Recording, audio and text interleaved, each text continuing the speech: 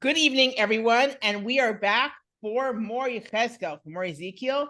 And tonight we're going to continue into our discussion of Yechezkel's symbolic actions. We're going to pick up from where we left him, which is silent. Okay, remember that he was silent for 7 days, despite being given a command essentially to be a prophet, and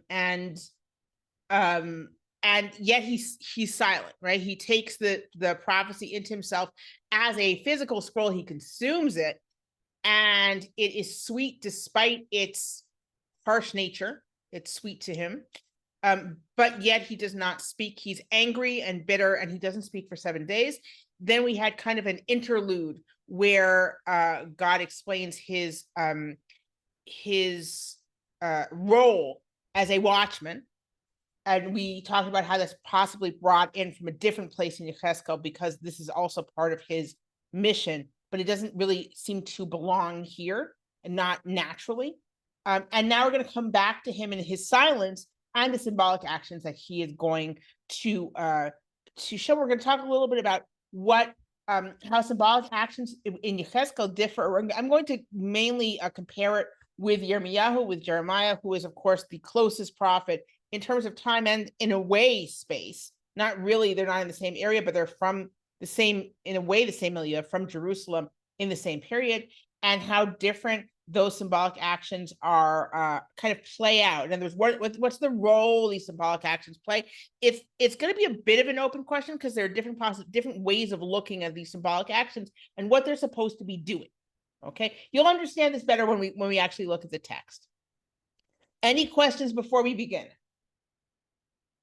No? Great. Let's go back to Yechezkel where we left him. All right. He was silent, right? And if we skip over kind of the watchman interlude, and we noted that it's marked with a space both before and after to mark this the watchman explanation as kind of separate from the rest of this narrative, a separate paragraph. Okay, so now we're back to his silence. Okay, and he says, "V'tihi alai sham yad Adonai v'yomer elai kum tseil habikah v'sham adaber otach." Right. So the hand of God came upon me, and he said, "Come, go out to the valley, and I will speak with you there." V'kum v'tseil el habikah v'hinei sham kvod Adonai omed kakavod asher ra'iti al nahar kvar ve'pol al panai. It's a renewal of the prophetic dedication, right? He was silent for 7 days. God says, hey, God put his hand on him, which is also kind of another a reselection. Come out to the valley. I'm going to speak to you. Once again, God appears to him. He falls on his face, and he's but to vobi ruach, and a spirit entered me, or a spirit or a wind, as it were. It could be either here. V'tamideni al raglai, place me on my feet. Once again, so I'm standing. And God said to me, come, close yourself up in your house. Okay, and we're going to see that God is going along with Yechezkel here. Okay, God is going along with Yechezkel. Yechezkel was silent for 7 days. He didn't go right out to everyone and start speaking.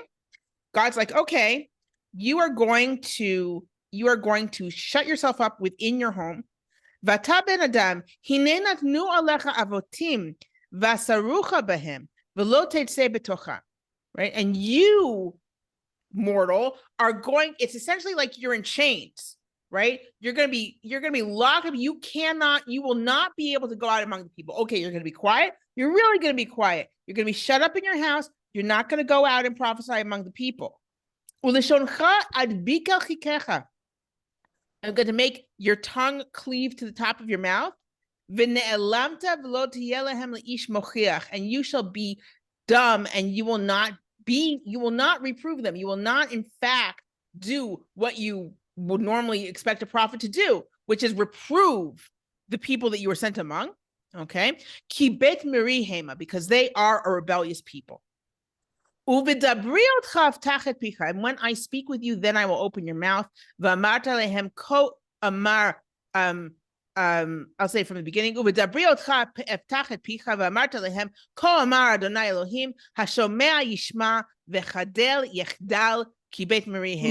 When I speak with you, then I will open your mouth, and you will say, "So says the Lord God."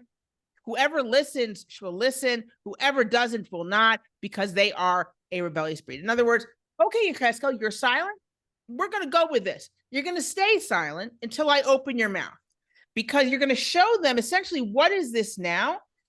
Yechezkel's silence, which seemed to can't come out of the anger and bitterness of his prophetic mission, has now become a message in itself to the people of Jerusalem, to essentially what this book is going to call pretty much the people of Israel, right? That is, no, you don't deserve prophecy until God decides to open my mouth. Okay? No, I am staying silent until God opens my mouth. God's like, this is now going to be your message, right? Meanwhile, you're going to do all sorts of symbolic actions. The question is going to be, are you doing these symbolic actions in your house with no one watching? Now, there are going to be some where it says specifically the people are going to watch, right? It isn't clear, though, as we're going to discuss, what it means to do these symbolic acts is different depending on whether it's being done in front of people or not. Okay, so let's take a look. Okay, let's take a look at the first symbolic action. Okay. Vata ben adam, kach lecha levena, v'natata ota lefanecha, v'chalkota alea ir et Yerushalayim. And you, mortal, take a brick and put on, and you should put it before you, and you should carve in it the Jerusalem. Okay, in other words, make a carving of, probably, it sounds like the plan of Jerusalem, right? V'natata alea, or maybe not, it could just be something that represents Jerusalem, because you're kind of building this whole little thing around it, right? V'natata alea matzor, and you will set up a siege around it. What does that mean? Uvanita aleha dayek, right? You will build siege towers against it. V'shafachta alea solala, you will make a siege ramp. V'natata alea machanot, you will put camps around it. V'sim alea karim saviv, and you will put battering rams around it. What could this have looked like in those days? If you see here, this is I closed it. Oh, whoops. I had a picture of the siege ramp of Lachish. This is a depiction of the siege ramp of Lachish in the palace at Nineveh, right? So this siege ramp is what they would build. Let me give me just a moment, and I will show you a modern photo of what is left of that siege ramp. It actually was quite impressive the whole siege of Lachish was clearly impressive because it was inscribed into the whole wall of the palace, right? So this was a big deal. Just to remind you when Lachish was, so the conquest of Lachish is in Judea, right? So Sennacherib, he conquered the northern kingdom in 721 BCE.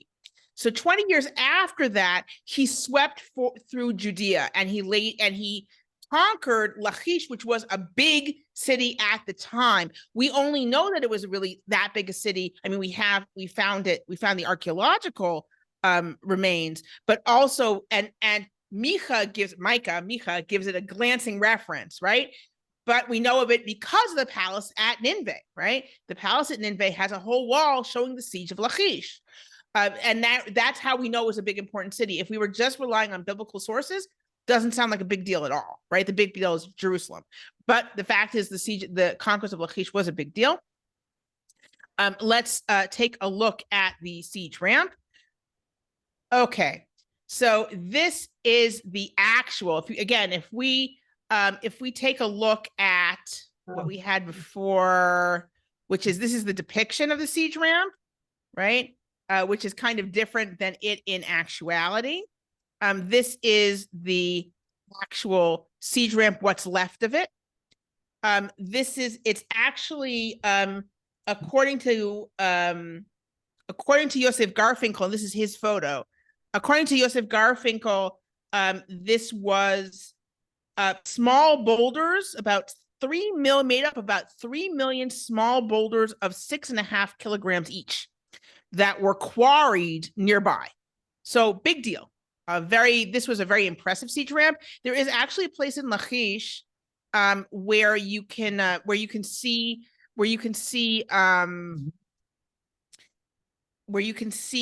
a counter ramp that was built. In other words, within the city, as the Assyrians were building the ramp, you had hold on just a second. I'm changing my my view here. Yeah. Sorry. In the picture, are we looking at a cross section of the ramp? No, we're just looking at, it's just a regular photo that someone took. In other words, that Joseph Garfinkel took, essentially. So we're not looking at a cross section. We're just looking at the outside of, this is what's left. This whole mountain, this area here. Okay, the idea is that this area here is not, it looks like a mountain. It looks like natural, right? It's not. It's a tell. It looks like a tell. That's what I'm saying. If I were going to walk by and you said to me, what's that? I'd say a tell, right? If you're looking at the archaeological site, okay, and I've done this, I did years and years ago, right? Just a second, let me do this so I can see your faces. I have a different view here. Okay. If you're looking at the site, what you see is you go to the archaeological site and you see the city and you see this, and you look down and you see this ramp that's being built against the walls of the city. That's a siege ramp, right? You've got the walls of Lachish and they built this mound, right? And it just looks like a mound, right? It can be made out of sand also, right? But the idea was it can't be completely out of sand, because that's not, certainly in this area of the world, you wouldn't make something completely out of sand. You need rocks to kind of hold it together. And they made it out of rocks, right? You could, if you have a lot of gravel in the area, you can just make it out of gravel, right? That's the idea of a siege ramp. Okay, so it helps you. Again, let's take a look. Is it the upper root that has the grass on it? Let me open that again. Yeah, it is. Yeah, so now there's grass on it. In other words, it's this area. It's not that this entire, as far as I know, this whole thing going up to here, I believe, is the siege ramp. Okay. And the thing at the very top left, that's the actual wall that it's leaning against? It's hard for me to see if this is the actual wall or not. It looks like it. But again, it's been many years since I was at Lachish. If someone's been there more recently, they can say. But yeah, so Sharon is saying yes, that is what it is. And so you have the siege ramp going up to the wall. And again, if you take a look at the way it would work is you have the siege ramp, and then you can roll your soldiers, your battering rams can all roll up the siege ramp and simply take over the city. It makes it much easier. Even if you have a siege ramp a part of the way of the wall, you have a battering ram, and that will help. So if we take a look at the battering ram, this is a typical Assyrian battering ram on a wheeled structure. Now you'll sometimes see this described as a siege tower. In our case here, if we go back to our verse where we're talking about building towers, the dayek, Banita alea dayek, that's building the siege towers. Those are stationary towers almost certainly, right? And then you have the ramp, which is the solala, and then you have the karim saviv, the battering ramps around it. So this is all being inscribed by Yechezkel. By the way, yes. The basic technology 800 years later in Masada is not fundamentally different. Yeah, it's very similar. If you can look at pictures of all sorts of Roman sieges, the difference is that they really do have siege towers on wheels. If you look at a Roman siege tower, it is a tower on wheels. Right. Okay, and then you might have a battering ram also as part of it. Where I think as opposed to, I believe in this case, we have battering rams on wheels, but I don't think they would call them a siege tower. I think siege towers are stationary. But yes, very similar technologies because they work. And now except that Masada is a hell of a lot taller. What? Except that Masada was a hell of a lot taller. Yeah. But there's also a question in terms of how much of that siege ramp was natural, I believe. But anyway, so let's move on. So and now what role is Yechezkel playing in this? He's not just, so he inscribes Jerusalem, he's got Jerusalem, and then he himself is setting up a siege around it. Okay, he's setting up a siege around it. Everyone can see my screen, right? And Vata Kalacha Machvat Barzel, you should take an iron pan, and this is a pan, it's not just a piece of iron, it's a pan because you've got a pan lying around. Okay, take a pan of iron, v'natato takir barzel bencha uven ha'ir, and make it a wall of iron between you and the city. V'achinota et panecha eleha v'haita b'matzor v'tzarta aleh oti levet Yisrael, and you should set your face against it, and it will be as in a siege, and you shall have a siege around it. And this is a sign for the house of Israel. What role is Yechezkel playing in this scenario? Who is he being? Who is he?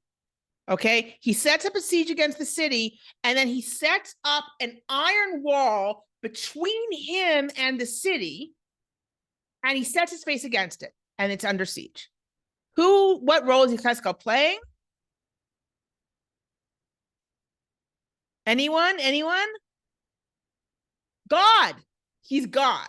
He's not the enemy because of the iron wall. In other words, it's not that he's just setting up a siege. God is setting up a wall between himself and his people because of their sin. Note the messages that we're seeing here, okay? God has decided that he is not going to be responsive to his people. He set up a wall between him and them, and it's God setting up the siege. This answers an important theological question, of course, with another theological problem. The question being, how can this happen if there is a God? And the answer is God is actually the one doing it. And God has decided he's setting up a wall between himself and the city. The city is no longer within the face of God. On the contrary, God is setting his face against the city. This is a sign for the house of Israel. Now, what did I mean when I said, now, are people watching? Are people not watching? If people are watching, you can say this sign is itself prophecy, right? This is a prophecy. What does it mean this is a sign for the house of Israel? This means this is a prophecy that everyone's supposed to see and say, oh my God, this is what's going to happen. Okay? This symbol is an unspoken prophecy. Okay? That's if people see it. If Yechezkel in his home, it sounds like it's private. If this is a private action, then what is it? What is it doing if no one sees it? If no one sees it, it's not a prophecy. If no one sees it, it's actually doing something. In other words, if no one sees it, it's not a prophecy. If no one sees it, this is a symbolic action. It's actually moving something that is doing something. It's a sign that now this will happen on a metaphysical level, right? That we don't quite get. Okay. These are two possibilities of these symbolic actions. Now those possibilities will continue, except where it says specifically, there's those possibilities. We should keep both of them in our minds, except where it says specifically, you do this in front of people. If you're saying to him, you're doing this in front of people, or if it's clear that he's doing it in front of people, then you can simply say, this is a prophecy. Now, we could absolutely say people are coming to his house and seeing this, because we'll see later on that people do come to Yechezkel's house. They do come and visit him. So they could be seeing this, even though he's in his house and not leaving, right? And it becomes even more dramatic because he's staying silent. Okay, now let's compare this with that, because now I would like to compare this with another type of symbolic act where the prophet's playing God, and that is with Jeremiah, with Yirmiyahu. Because there are so many different ways the symbolic act can be used or can play out. Very, very different for Yirmiyahu, okay, for Jeremiah. All right, so bear with me. I just want to give, yes. Are you saying that Yechezkel by his actions might be causing God to turn his back on Jerusalem? If no one's watching this, then there is something in Yechezkel's actions that's actually a sign that this is going to happen on earth, but no one wants. Think of it this way: why is he doing it? Why is God telling him to do it? So we can make an assumption that it's got to be a prophecy, which is the easiest assumption to make, frankly, and say it's got to be a prophecy. Then why is he in his house? Why isn't he doing it outside? That's what's strange. We can say, okay, why is it in his house? You can say because people don't deserve to see it. If they see it, okay, but they don't deserve prophecy. And so Yechezkel's staying silent in his house, and he's doing it. So that's an absolute answer. It's the easier answer, I think, because that it's just a prophecy. The fact that he's doing it in his house is making it less accessible because the idea is you are sinners, you don't deserve prophecy yet. Or you don't deserve prophecy. You have to realize how little you deserve prophecy. And this is the prophecy you get. You get a prophet who's not speaking, who's doing symbolic actions in his own house. Okay. It is a little strange because right now there's nothing yet that's going to draw people in to see this, right? This is something that if he's doing it in his house, who's seeing this? Why are they seeing it? Or this is doing something, this is a metaphysical symbol. He's actually doing something, which, yes, is opening the way to this is actually going to happen. I'm doing this in a small way here. Now it will happen in a bigger way in Jerusalem, right? Now that's actually and that makes the prophet part of the prophecy in an actual physical way. One Okay. more thing about the metaphorical Yes. actions. He describes himself as being tied ba'avotim. Yes. The only other reference in the Tanakh to somebody being tied ba'avotim is Shimshon. I'm wondering if there's any connection here. I think it's a coincidence. I think personally, I think it's interesting because of the captive parallel. In other words, who is tied up ba'avotim? It's captives in war, captives who usually it's captives who are taken in war. That Shimshon is a captive, so he is in chains that way. Usually that is who you would expect to be in chains. That is in itself almost a precursor to this idea that people will be taken in chains from Jerusalem. Yet I'm not sure, because in this case, he's chained in his house metaphorically, right? He can't possibly be doing this if he's in, I would imagine he's not doing this actually in physical chains. I believe that he is metaphorically chained in his house. He cannot leave his house. Okay. So let's take a, he's yes? causing it to happen, and if he didn't do these actions, it wouldn't happen. I don't think I wouldn't go that far, but I would say that now you know it's going to happen. Like, in other words, you've done this thing and now it's for sure going to happen, right? That's the way I read it. In other words, you've done this thing, it's created a metaphysical path to it happening. God would do it either way, but now you know it's going to happen. Like there's no going back. It's not like, oh, maybe it's going to happen. No, you did this. This is what's going to happen. Okay. So that's what I think. I think it's showing there's kind of this is the physical manifestation of it before it actually comes to fruition to make it that much more certain and concrete. I don't think the idea is that God needs Yechezkel to do this for God to do it. I don't think that that's at all implied. Okay. So if we say like, and I do like to bring this up just because Yirmiyahu's symbolic actions are so cool and are very, very different, but he's also playing God. So let me show you what I mean. If we look at here, I'm looking at Jeremiah 13, Yirmiyahu Yud Gimel, right? I'm just going to go through very quickly. I'll just do it in English. So God said to me, go buy yourself a loincloth of linen and put it around your loins, but do not dip it into water. So he's got a loincloth. He wears it. Okay. All right. He says, don't wash it, just wear it. Okay. So he buys it, he wears it. And then God says, okay, take the loincloth you bought and then go into Prat and put it in a rock cleft. And so he goes and does that. And he says, okay, now go after a long time. He says, now go and get it from this little cleft of rock that you left it in. Okay, so he went and he digs it up, and it's completely rotted. All right, it's rotted. It found the loincloth. It's ruined. It's not good for anything. All right, here's a loincloth. He wore it, and now it's completely useless. All right, so then God says, what does this mean? He says, even so, I will ruin the pride of Jerusalem. The wicked people who refuse to listen to me, they follow other gods and serve them and worship. It shall become like that loincloth, which is not good for anything. For as a loincloth clings close to a man's loins, so I brought close to me the whole house of Israel and the whole house of Judah, that they might be my people for fame and praise and splendor, but they would not obey. Okay, what does this mean? What does this mean? Yirmiyahu is acting out God. God had the house of Israel close to him like a loincloth. There is no piece of clothing that is closer or more intimate to a man than a loincloth, right? God had you guys close around him in Jerusalem, around the temple. There's nothing closer. God was among you. He was. Jeremiah wore the loincloth. But now you are worthless because you worshiped other gods. That makes you an absolutely useless loincloth. So you're going to be thrown away.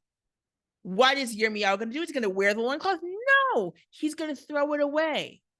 God, you are no good anymore. You're ruined. You're destroyed. You're corrupted. And so God is going to throw you away. God was among you. God was close to you. God was in Jerusalem. This doesn't mean that God wasn't in Jerusalem and wasn't in his temple, but now you are worthless and you can't hold God anymore.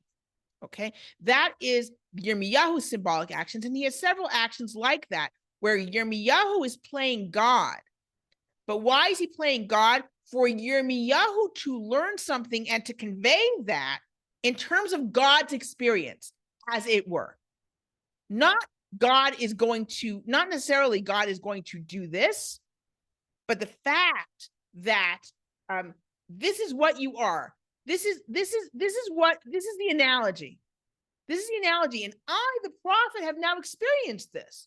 I've experienced what it was to have a loincloth and have it destroyed. And of course, it's worthless stuff. Of course, I'm not going to. And now I fully understand, as it were, God's experience. That you guys are no. He was among you. He brought you close, but now you've gone off. You're corrupted. That's it. There's no reason to have you close anymore. There's no way to have you close anymore. And so God is not going to save Jerusalem, right? That is typical of Yirmiyahu's symbolic actions, where Yirmiyahu is stepping into God's shoes, as it were, in order to experience what God is saying about his relationship with Israel.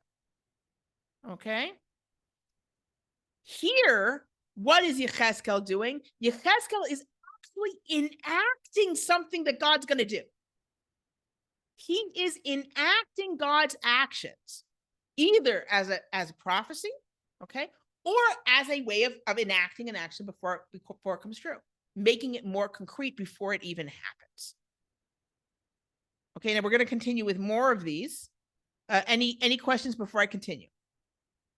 Oh, so Susan says, maybe it's self-inspiration. He's working up his passion through actions like an actor working up to a drama. Well, it certainly seems dramatic. That's for sure. It's absolutely dramatic. And it is going to lead into prophecies. Okay. So these symbolic actions are not going to stand alone. It's not always going to be one-to-one prophecies, but it's pretty close. And we are going to see that it makes those prophecies much stronger because Yechezkel has acted them out. Okay, so I'm going to dive back in to our Yechezkel passage. Let's go back in here. Okay. So now we get to the more difficult parts of his symbolic actions, because this was, I imagine, setting up a siege against a brick city that takes a fair amount of craftsmanship. It will probably be easier with Legos, right? There actually is. I've seen kits, Assyrian siege kits that kids can put together. But now he's going to get to much more difficult symbolic actions that require sacrifice on his part. Okay. Vatashchav al tzidcha smali, v'samta et avon beit Yisrael alav, mispar hayamim asher tishkav alav, tisa et avonam. And you now lie on your left side, and you should put the sin of the house of Israel on it. The number of days that you lie on it, on your left side, you shall bear their sin. Okay, what does that mean? You shall bear their sin. Well, let's continue on, and then we'll come back to that. V'ani natati lechat shnei avonam lemispar yamim 390 yom v'nasata avon beit Yisrael. And I shall put on you the years of their sin according to the number of days, 390 days, and you shall bear the sin of the house of Israel. That's a long time to lie on your side. So the question is the house of Israel in its context, because the next thing he's going to do is the house of Yehuda.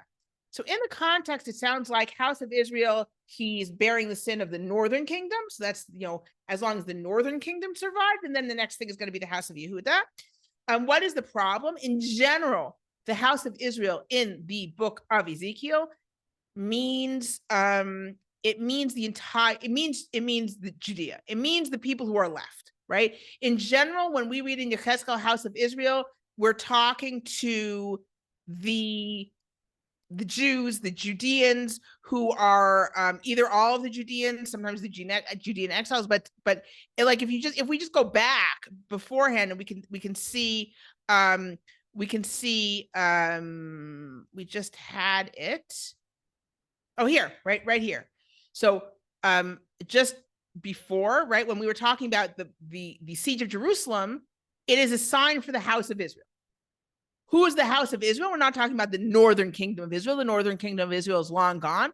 The house of Israel now is the Judeans, right? Are the same way when we say Bnei Yisrael, people of Israel, right? We don't mean the northern kingdom. We mean the people who are left, us, right? So the house of Israel in general in Yechezkel means the people who are left, okay? Wherever they're from. So here, we have him lying on his left side to bear the punishment of the house of Israel. Now, in its context, the way it is here, it seems like northern kingdom, southern kingdom. Ramon Kasher thinks that, and not just him, obviously, thinks that this is what we have here are actually two parallel prophecies, not one prophecy that works together, but two parallel traditions. One tradition where he lay on his side for 390 days, another tradition where he lays on his side for 40 days, and where these traditions are talking about different things. In that case, the 390 days would be the entire time from the house of David until the exile. So that would be the house of David would be 1004 to 965 BCE to 586 BCE, which is about 420 years. Okay. If, however, so that's if we say these are parallel traditions, both talking about essentially the Judean kingdom, as it were. So then the first account would be bearing the sin of Israel from, and assuming that they have been sinning, in fact, from the beginning of the Judean kingdom with the house of David up until now. All right. And that's 420 years. Or if this is specifically the northern kingdom, the house of Israel is the northern kingdom, unlike in the rest of the book, it would be from the settlement period, from the period of the judges and the settlement to 722 BCE with the destruction, with the exile of the northern kingdom. So that would be saying from the second you entered Israel practically, or from the second that you had any sort of dominion in the land of Israel, you've been sinning. The northern kingdom was sinning up until their exile.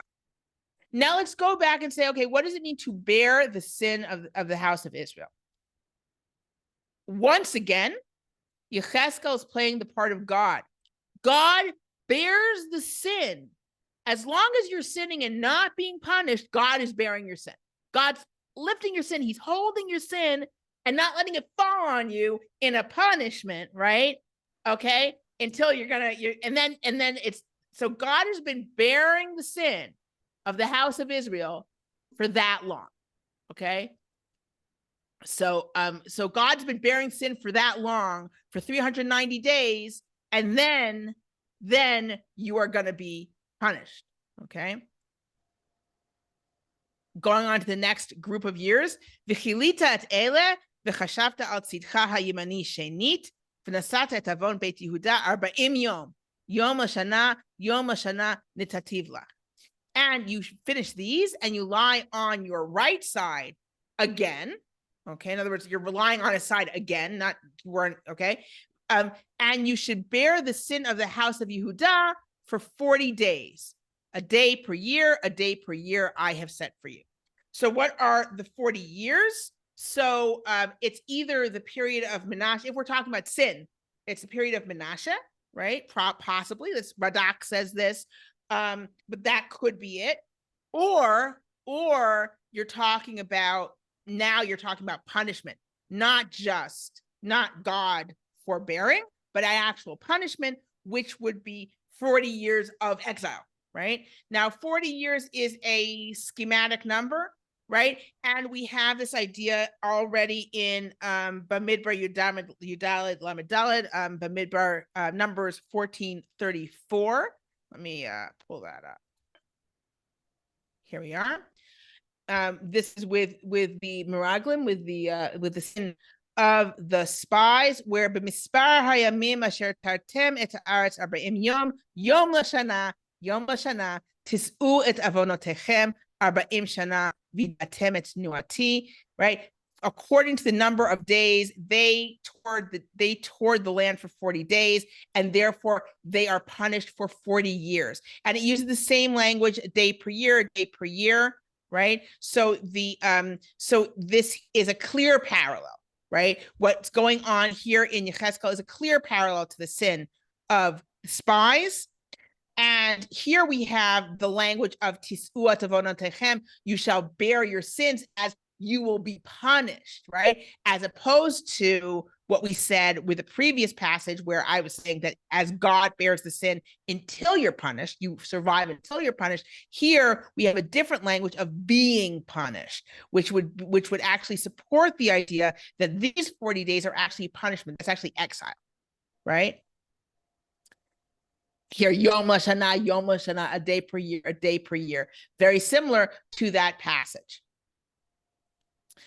So here, Yechezkel is performing, again, symbolic act of either God bearing the sins of Israel or God punishing Israel for their sins, say Jerusalem for their sins.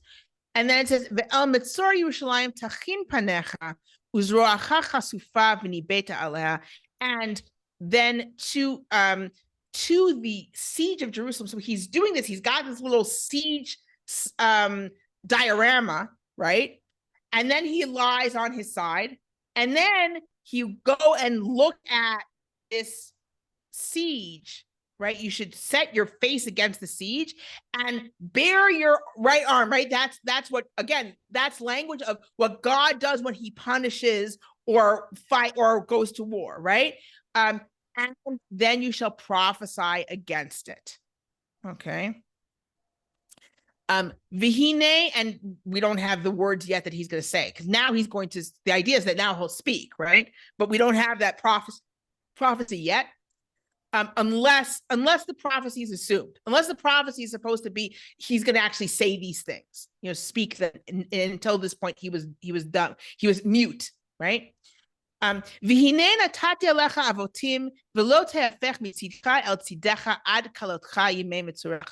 I have put chains on you that you shall not move from side to side until you finish the days of the siege. Okay, so once again, he's tied in chains. All right, and this is the first part of the actions of the siege. So it symbolizes, now note that this is another reason to think that maybe there's a different tradition, the second one, because to have the punishment, have the exile precede the siege doesn't make a lot of sense. So it's not, but the first part with the 390 days makes a lot of sense. So there's like God has been bearing the sins up till this exile. This whole time you've been sinning, God hasn't been punishing you as you deserved, and now that's it. Okay. I'm going to pause here for questions. Here, I see some things in chat. Yeah.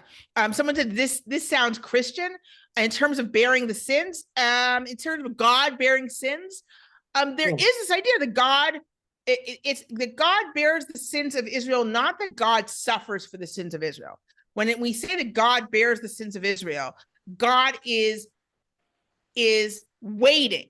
God is holding those sins up and not letting them fall on us on top of us to kill it. And I'm using, of course, very concrete language because that's the idea of bearing sins. God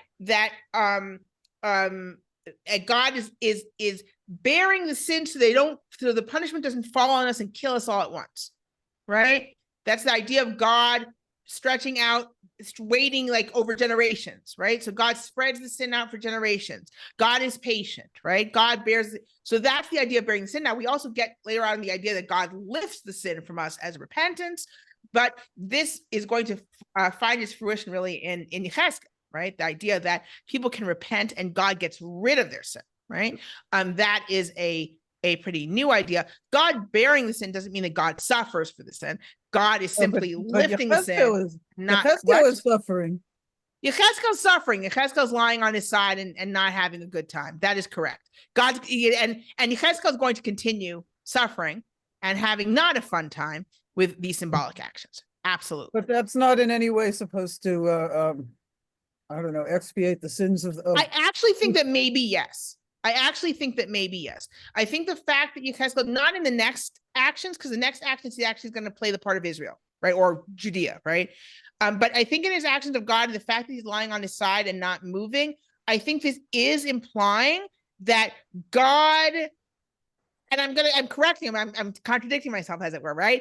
That God is, this hasn't been fun for God, right? This is something that God has done for us, as it were, for Israel, for Judea, and it has been a pain for God, right? This has not been fun for God, and yet God has done it, right? Yet God has carried the sins of everyone until, that's it, right? Do the Christians build on this?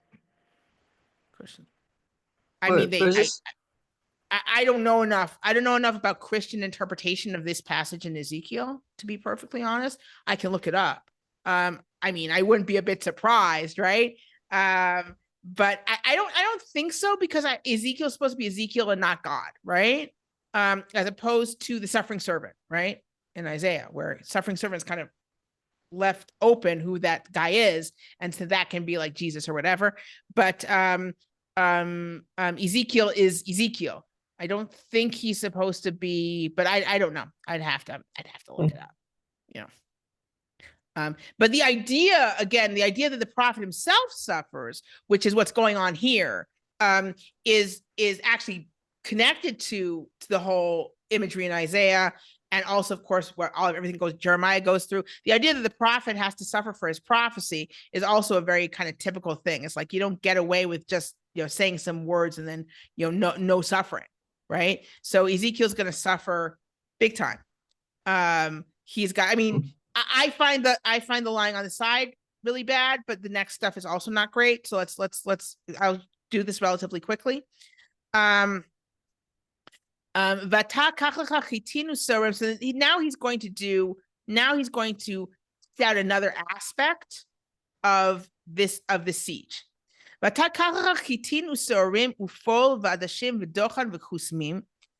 so take wheat and barley and beans and lentils and millet and emmer, right? Kusmin, I wouldn't translate as emmer, but okay. And you should put them in one pot. And you should make them into bread. The number of days that you are lying on your side, 390 days you should eat. Again, indicating that part with 40 days was kind of inserted. But you should, the whole time you're on your side for 390 days, you should eat this bread made out of grains that for the most part would only be considered or are more things that you would give to animals and not things you would bake into bread. Okay.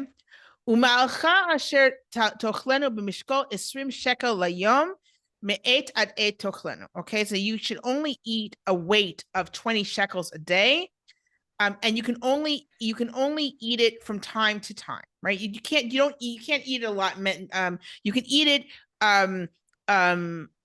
from period to period, perhaps from day to day, but you're eating small amounts seldom. Umayim b'msura tishteh shishitahin me'et ad et tishteh. And you should drink measured amounts of water, a sixth of a hin. Drink it only, again, from time to time. I mean, once a day or seldom. Vugat sorim tochlenu. You should eat barley cakes again. And here it's going to get gross. V'hi begelalet se'at hadam tu'gena leinehem. And here it's saying, okay, now we have people. Now we know that you're doing it in front of people. Okay. You should eat, and this indicates that at least when he's lying on his side, there are people who are seeing it, because this is supposed to be happening while he's lying on his side. He's going to eat a cake of barley, and it is going to be rolled in human excrement, right? And you are going to bake it in that in front of people. All right. In other words, people are going to be what's being implied here? This is how people eat during siege, right? They eat grain that normally you would just give to animals. You eat small amounts. We can only eat a little bit, drink a little bit of water. It's horrible. And not only that, people are going to be so hungry, they're actually going to be eating human excrement. Okay. And this is where Yechezkel says, hold on. Okay. Vayomer Adonai. Okay,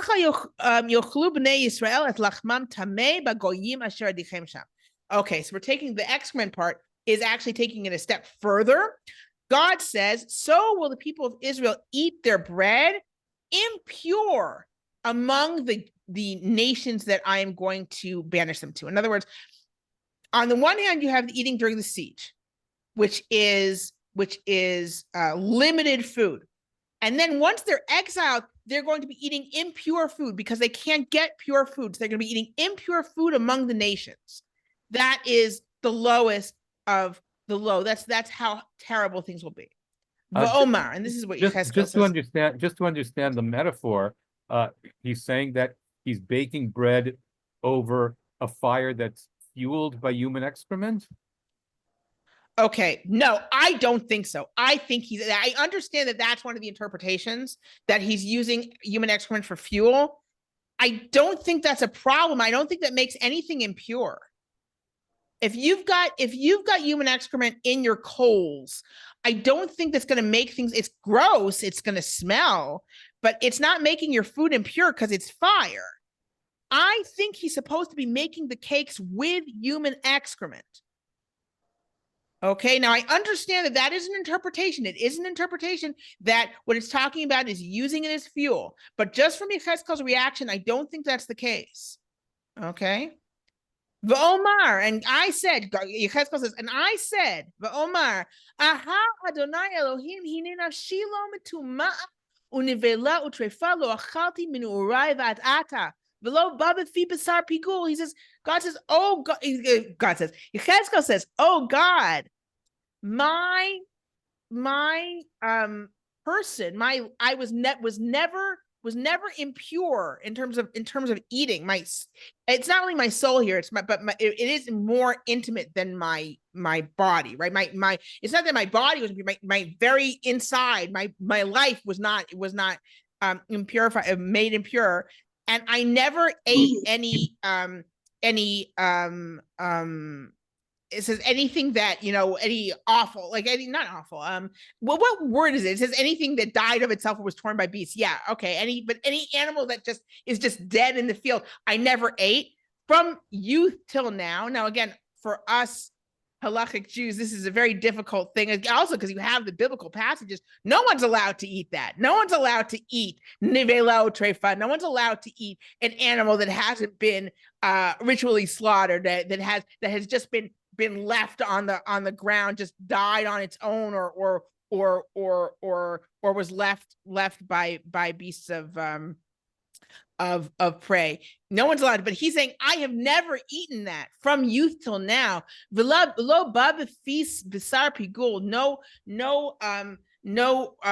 wrong flesh has entered my mouth. So what's he saying? He's saying, I've kept myself pure in everything I ate. You're going to tell me now to eat human excrement? Clearly I'm impure. Vayomer Eli. So God says to him. So God, again, he kind of like, you could say this is like with the silence. God's like, okay, I get it. Vayomer, as it were. Vayomer Eli. Re'eh natati lecha et tzvi'ei habakar tachat gelei ha'adam. Vasita et lachmacha alehem. He said, okay, so I'll let you use cow's dung, right? And you'll make your bread on them. That's why I don't think that he's talking about using excrement for fuel. Because he's talking about eating stuff. He's saying what's entered my mouth, right? What has entered my mouth? Nothing defiling has ever entered my mouth. And the answer is, okay, you can use cow excrement, right? Which is technically not impure. It's gross, but it is not impure, right? It's gross and it's not something you would normally eat, right? Which is an important part of this, right? That it's gross and it's abnormal to show everyone, look at this abnormal, horrible thing I have to do, but it is not actually impure. Okay. And I'm just going to finish this to have the prophecy, right? Now, now note that these things is when God says, and so people of Israel will eat their bread impure, one assumes, and when there's this explanation, one assumes that this is supposed to be spoken by Ezekiel. This is actually a prophecy that should be spoken, that should be explained, right? As opposed to simply observed. I'm just going to finish this chapter, and then we are going to have some questions before ending. Vayomer Eli, Ben Adam, hineni shover mateh lechem b'Yerushalayim, v'achlu lechem b'mishkal u'b'da'aga, u'mayim b'msura u'b'shimamon yishtu. Okay, so again, what does this symbolize? Oh, mortal, I'm going to break the staff of bread from Jerusalem. In other words, Jerusalem will not have any more bread. And they will eat bread, weighed out and with worry, meaning meagerly. And drink will be my measure, and they will drink in desolation. So that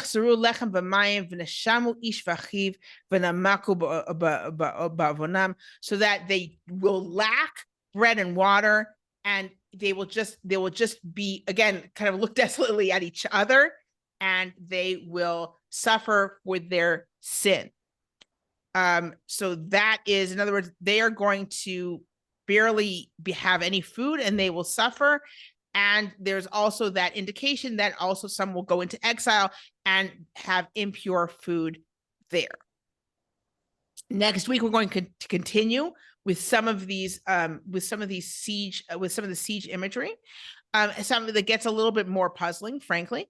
And we're going to talk about what that means again in terms of what is this symbolic action saying about the relationship of God and Ezekiel, right? And Jerusalem, etc. But again, at this point, it's clearly said you should do this in front of people. So at this point, we really are talking about something that is a concrete prophecy.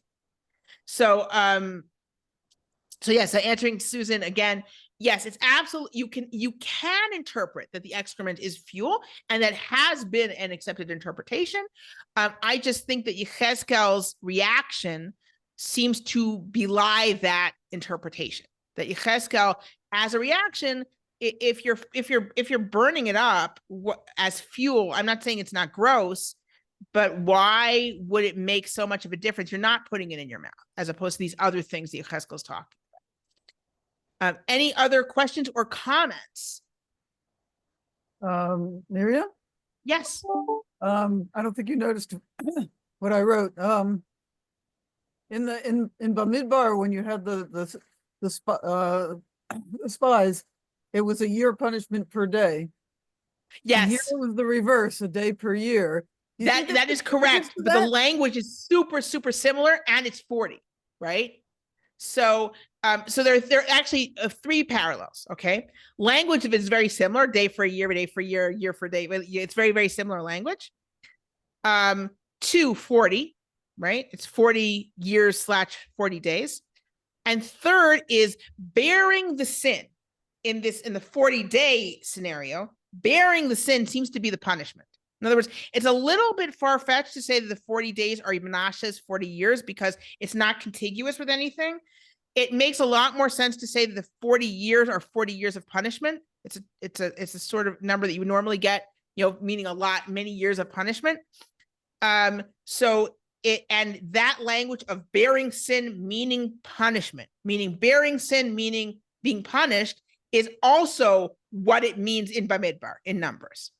Do you see what I'm saying?